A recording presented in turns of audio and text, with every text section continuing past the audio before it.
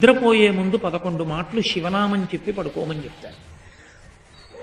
తెల్లవారి నిద్ర లేచేటప్పుడు మీరు పరమశివ భక్తులైనా సరే, మీ కులదేవత పార్వతీ పరమేశ్వరులైనా సరే, శివ శివ అంటూ లేవడాన్ని శాస్త్రం అంగీకరించదు. శాస్త్రమే. శివుడు కేశవుడు రెండని నేను అంటలేదు, కానీ దేని స్థితి దాందే అంతే. నిద్ర లేచినప్పుడు మొట్టమొదట నోటి వెంట పైకి రావలసినటువంటి మాట ఏదో శాస్త్రమే నిర్ణయం చేసింది. ఇంకా వేరొక మాట ఏదీ నోటి వెంట రాకూడదు. మొట్టమొదట తెలివి రాగానే రావలసిన మాట ఒక్కటే, అది 3 మార్లు పలికి లేవాలి మనసం మించింది. శ్రీహరి శ్రీహరి శ్రీహరి అన్నారు.